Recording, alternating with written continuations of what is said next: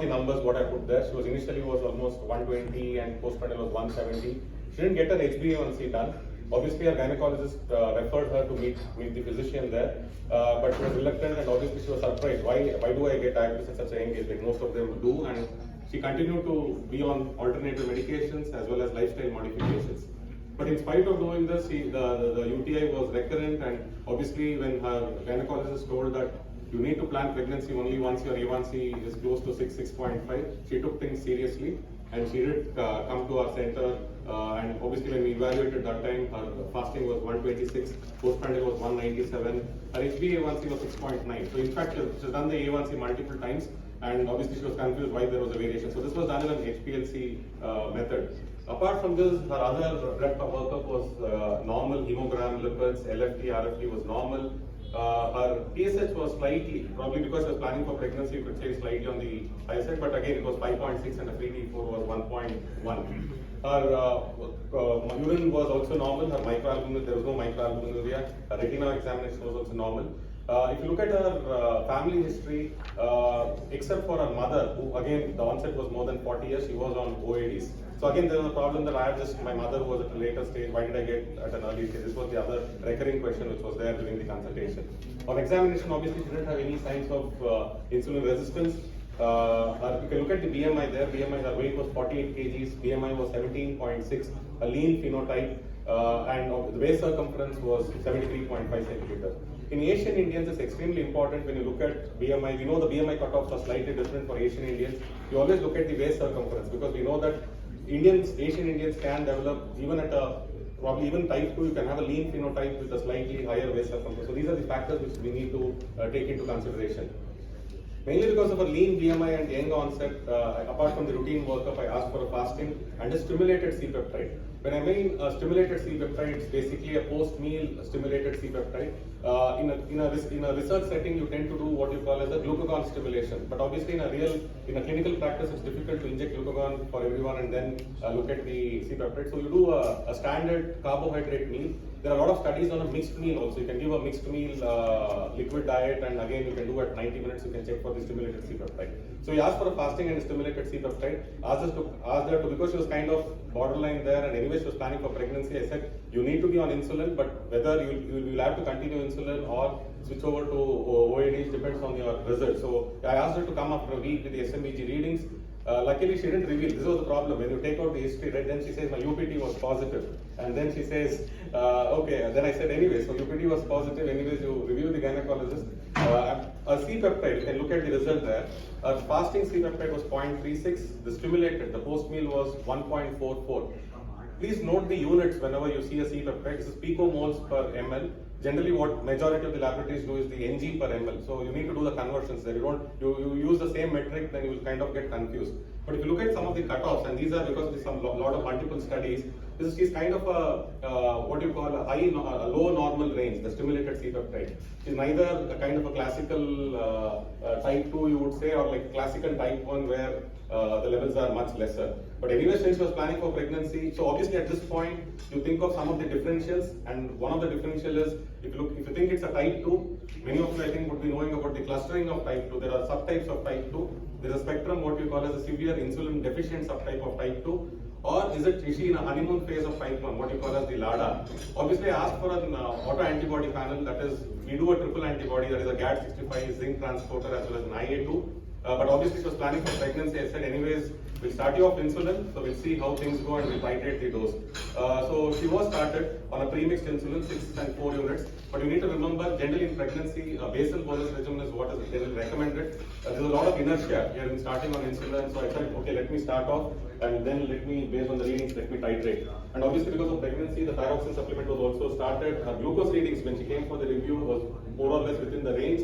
Unfortunately, after 4 to 5 weeks, she had a spontaneous miscarriage, and obviously the gynecologist this time told her you need to plan pregnancy once the A1C comes below 6, and she was started on folic acid supplements. So she comes back to me after 4 months.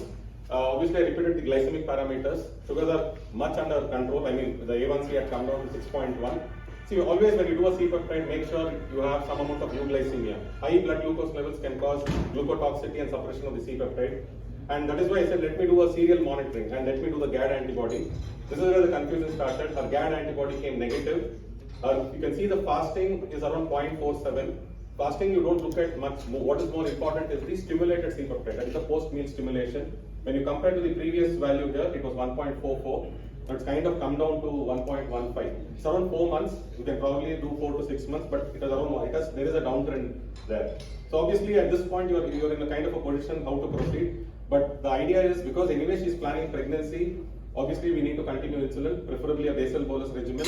Strict glycemic control. The GDM targets are more stringent, up to 95, fasting below 95, post 1 hour less than 140. What is important is, whenever there is an autoantibody negative status, you need to monitor the C-peptide levels. The serial monitoring is very important. You can still do the zinc transporter, which can be more specific. But if you think of a resource poor setting, obviously a serial monitoring of C-peptide is very important. So I told her, you finish your pregnancy, we'll see how things are, and then probably we'll repeat the C-peptide and then think about the long-term progression. That is why I mentioned, you treat like a type 1 diabetes or a LADA unless proved otherwise. And you can think of one other differential which we need to remember is maturity onset diabetes. Because Modi also can have these, but the problem is the BMI, what you see, is much at a lesser level. If her next C-peptide, when you repeat a fasting and stimulated, and especially if the stimulated C-peptide shows an uptrend, then you can think of a trial of sulfonylurea, or you can think of a differential of Modi. But obviously at this point, you need to treat it like a type 1 diabetes. A similar case, and a very short case, this one. This was a 27-year-old male who came to our was diagnosed with almost, he had osmotic symptoms at present. He was treated with insulin at onset, but he came to me mainly with progressive weight loss. And he gives a history that he was treated with insulin. He doesn't remember the initial A1C. And because with one episode of hypoglycemia, he had an issue, and then he went back to his physician and he requested to switch over to OADs, which generally happens. Since the levels had come down, he thought that once he was shifted, maybe after one month, he was shifted over to OADs. At this point, he was put on a combination of metformin, DPP-4 inhibitor, the routine cocktails we see nowadays. The metformin, DPP-4 and SGLT2, triple combination in the morning, a metformin with the sulfonylurea at night. He also gives a history of regular alcohol intake for almost 6 years. And when he came to our clinic, he was around 128 was the fasting, postprandial was 241, and HbA1c was 7.1. The postprandial, what you took was at a 1.5 hour sample, the peak. This sometimes gives you a subtle clues. Is there a stimulated C-peptide? Is it on the lesser side? If the insulin secretion is not adequate, you would see that increased rise with the carbohydrate load. These are the subtle clues which sometimes you can pick up through some of the biochemical parameters. Apart from that, there was slight elevation in his LDL levels. TFT was normal. No family history of diabetes. Modi can have de novo mutations, but very important to have a proper 3-generation family history pedigree chart in most of the young onset diabetes. His BMI was 16.9, so his weight was around 53 kgs. He was initially around 70 kgs. The biggest challenge here is we don't know whether the initial osmotic symptoms cause weight loss, and you know that SGLT2 inhibitors kind of work independent of the beta cell function. So you will have the osmotic diabetes, but there's always a risk of ketosis, so the weight loss could be a combined feature there. There was no signs of insulin resistance. All his systemic examination was normal. Obviously, here also we did advise fasting and a stimulated C-peptide. Other differential we need to remember is the pancreatic diabetes. You can have a non-alcoholic pancreatic diabetes, that is the FCPD. You also have the alcoholic pancreatic diabetes, which we need to remember. Obviously, he was asked for a GAD65 because one of the differentials which I thought was, is he a latent autoimmune diabetes or a LADA? So you can see the C-peptide levels here. This is more classical compared to the first case. 0.28 fasting, stimulated is 0.73. Obviously, he's in a kind of probably an honeymoon phase. His USG was normal. I've advised him for a GAD65, but obviously I don't know when he's going to come back. All I did was I said you will require insulin for sure. So we call this term as lady. So when this presentation happens in a younger age group, so LADA, you tell it as lady. And obviously I put him on a basal insulin, which again he was reluctant.